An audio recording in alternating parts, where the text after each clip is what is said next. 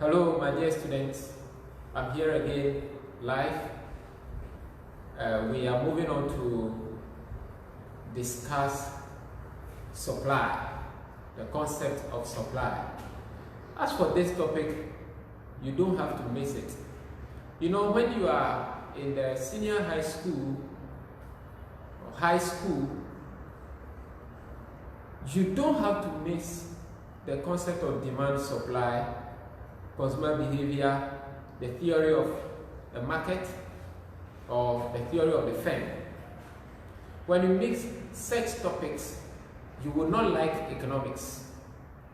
And therefore, when they are being treated, pay particular attention to them, and your interest will be whipped up in the subject. We are done with demand. We are going to look at supply and hopefully go into market equilibrium. They are all very simple concepts. All that is needed from you is to pay attention and watch each video sequentially. When you do so, you are going to follow and it's going to be easier. Okay? So we are moving to supply. When people don't supply commodities, people will not buy. But you know why demand comes first. Demand drives supply. What people want is what is supplied to them. What you want to buy is what somebody is going to produce and sell to you. So demand comes followed by supply. I hope you are clear. So what is supply? I have written it on the board. Let's look at it. Supply is the quantities of goods and services sellers are willing and able to, there is a missing word here, help me, to. The word is to, yes. Willing and able to put on the market at various prices within a period of time. If you remember the definition of demand, this definition shouldn't be difficult at all for you to understand. Because we have almost all the key words that we found in the definition of demand in the definition of supply. This time, supply is talking about sellers, people who go and sell, they give out commodities to buyers. Yes, so now you are going to assume yourself to be a seller. Hold on. I didn't use producer for a reason. The reason is that you can produce and not supply. You can produce and not supply. Supply is different from production. You can produce and keep it in your room, but that is not supply. Supply is when you put the commodity at the disposal of the buyers. You supply it to the market. You send it to the market based on the price that the commodity is selling at. That is what you call supply. So in your definition of supply, I would encourage you to capture the words that I've underlined. Quantities, it should be there in the definition. Okay? You should be willing as a seller, and you should be able to supply. You should be able to supply at a given price within a period of time. So underline the keywords which are brought out there, the variables, keywords, quantity, price, willing and able, and time. Sorry, this must go. It is good. This is a live video. Live video will have issues like this. Time. The word is time and not price again. Repetition, no. Hope you get it. Yes, so quantity, price, willing and able, and time should be captured in the definition of supply. Why those keywords? You can only supply a given quantity at a given price.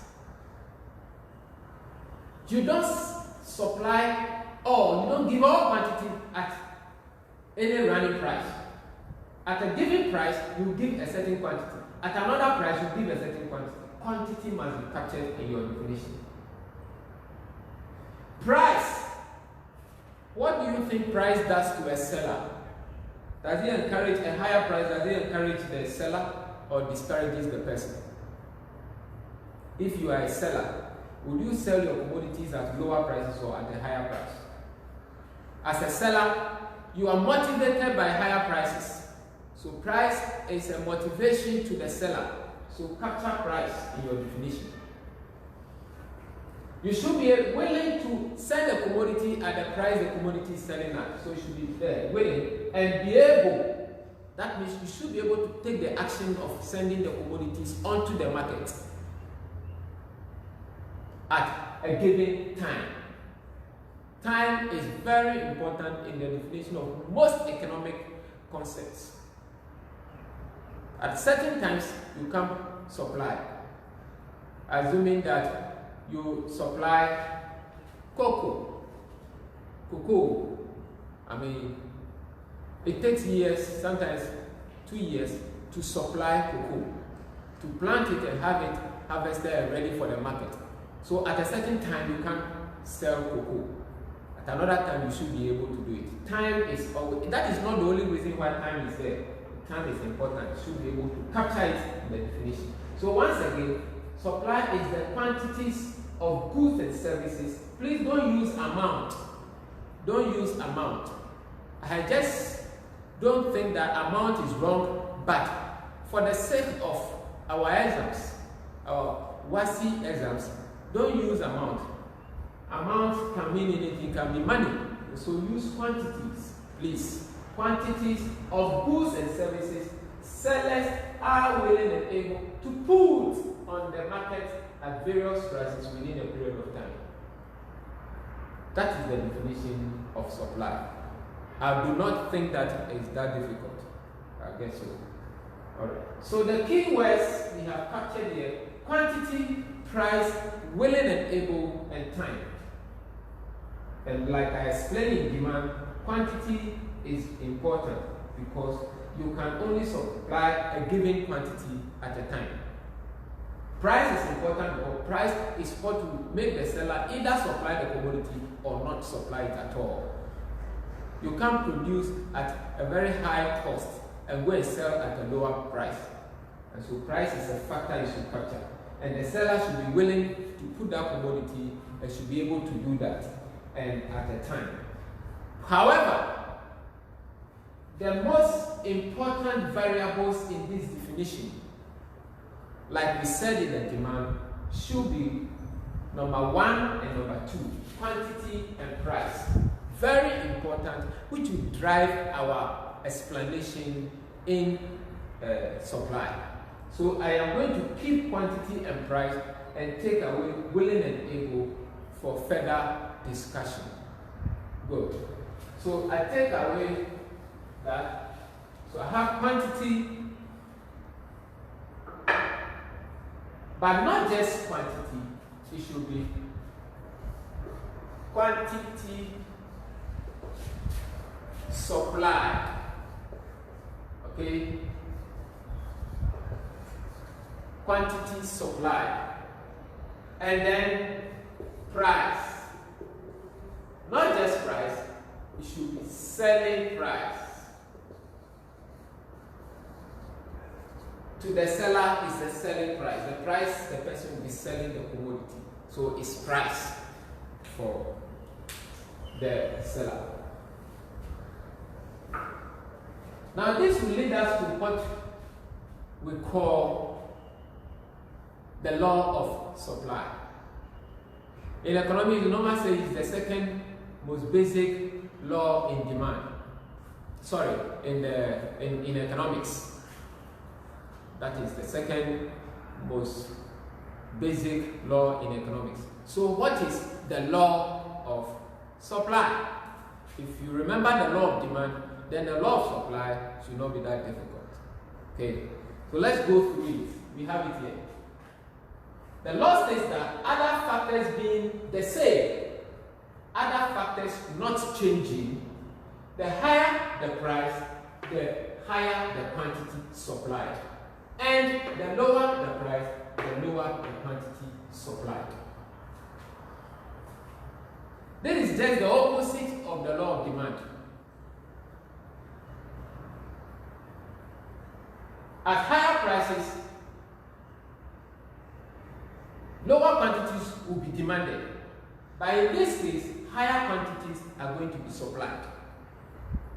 So when price goes higher, sellers will supply more onto the market. When price falls, sellers are going to put lower quantities onto the market. That is the law. Now, taking the quantity and price, what do you think is being shown?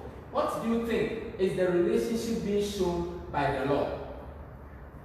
What relationship is existing between the selling price and the quantity supplied?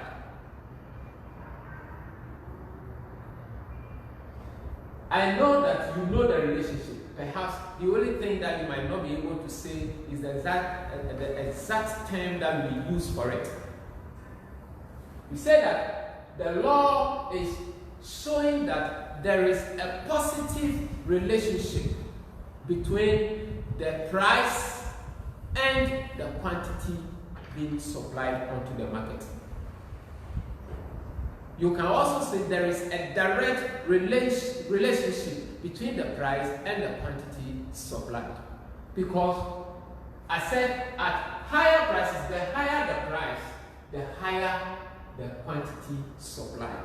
That means they are going in the same direction. So, if price increases, goes high, quantity supply goes high.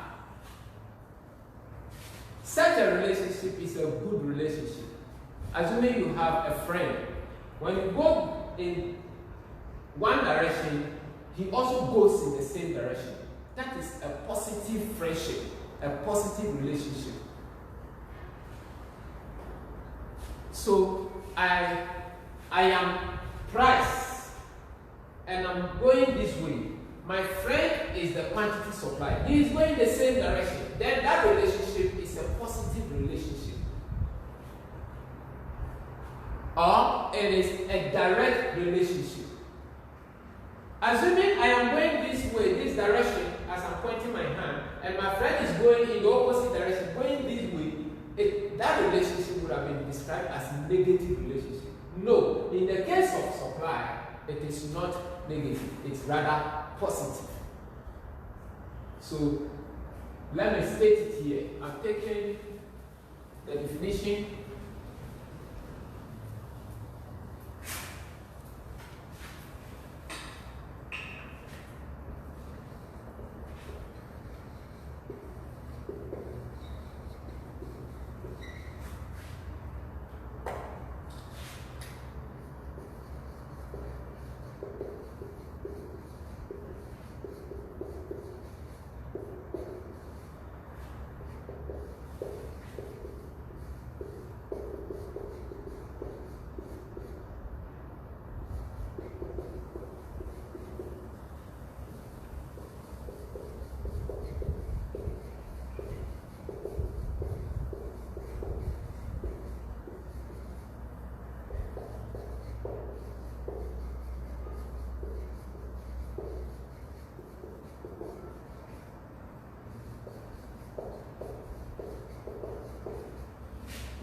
I hope I have well captured it for us.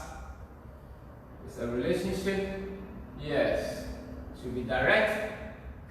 It should be positive between price, this price, and quantity supply. So the law of supply, which is stated here, implies, i.e., is indicating to us that there is a direct friendship, direct relationship between the selling price of commodities and the quantities that sellers supply onto the market. That is the law of supply. There is no doubt about that. I hope we are there. Okay. Now, in the senior high school, like I said in the case of demand in the previous videos, we are going to use tables or schedules or schedules, we are going to use diagrams, and we are also going to use simple equations or algebra to throw more light on the relationship that is established between the price and the quantity supplied onto the market. So these three concepts are going to further tell you or confirm the fact that there is a positive relationship between the price and the quantity supplied onto the market. What are they? Tables.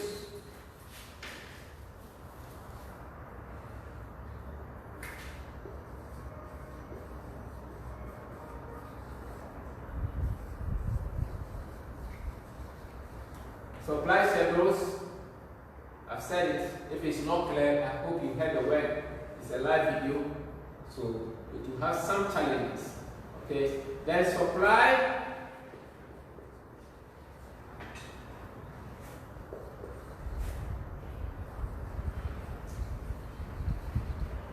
diagram or curves, supply curves. Okay, and then the last one, we are going to use supply equations. Supply equation or function, supply function. These three are going to be used to confirm the fact that there is a positive relationship between price and the quantity supplied, as indicated in the law of supply. Now, the first one is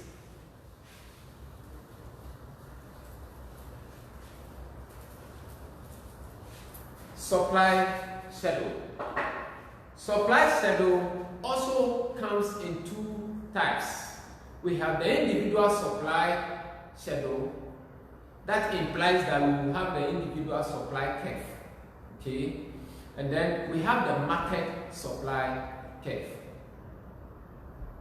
So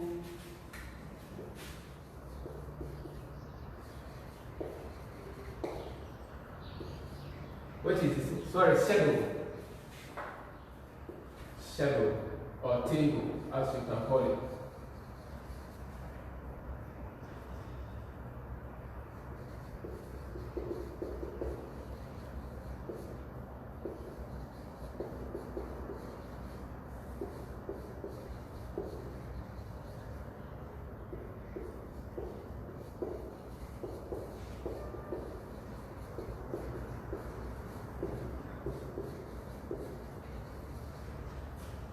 So we will have the individual supply schedule and the market supply schedule. Now, what is individual supply schedule or table? It is just a table, lines drawn in columns and in what you call rows. Yes. It's just a table showing the relationship between the price and the quantity supplied of an individual onto the market within a period of time. It is just a table showing the relationship between the price and the quantity supplied of a certain commodity of an individual onto the market within a period of time. That will be the individual supply schedule. Individual because it's just one person or one unit. When you say one unit, it can be a company seen as a whole or one supplying a particular commodity at a period in time. It can be an individual. Or just one person selling kenkey. That person is an individual. So if you drop a table showing the prices the person is selling at various times and each quantities that go with it, you are drawing what we call individual supply schedule. What then is the market supply schedule? The market is made up of individuals or different individuals, A and B or A, B, C. on the number of people in the market. So if two people are selling the same commodity in the market, then in that market, the market is made up of two people. The market is made up of two people then. Okay, now what we call market supply schedule or table is a table, once again, is a table showing the relationship between prices and the sum of the quantities of each individual in the market. The sum of the quantity. When I say the sum of the quantity, it means that for each individual in the market, you are going to add up the quantity they have sold in the market, add it up, the total will give you the market supply schedule. This is going to be explained further using the table. Then you would appreciate or understand it better. But that will be in the next video, because it is going to take a little bit of time. I am going to take time, put it on the board, and then I give you a holistic explanation. So I'll capture the schedule or the table, then I'll bring in the curves, then we go to the equation. That will take too much of the time within this time that we started with the definition and the law. So in the next video, I am going to now put the table on the board so that you can understand the individual supply table and understand the market supply table, and then you move on to the curves and the equation. But until then, I hope that you are able to answer the following questions. 1. The definition of supply. You should be able to get it. Referring to the quantities of goods and services suppliers are willing and able to put on the market at various prices within a period of time. Then you should be able to at least identify certain keywords in the definition. And I remember I underlined quantity, I underlined willing and able, I identified price as well as time. When you are defining this supply, you should be able to capture those variables in the definition. Please do so. Then again, we came up with the law of supply, which we said is when other things being equal, the higher the price, the higher the quantity supplied onto the market. That is a simple law. We shouldn't forget it. Finally, we said the law told us that there is a positive or a direct relationship between the price and the quantity people put on the market.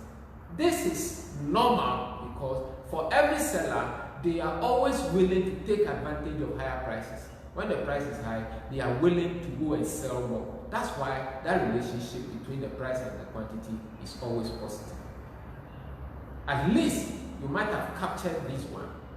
Waiting for the next video, and don't miss that one. Stay home and protect your family. God bless you.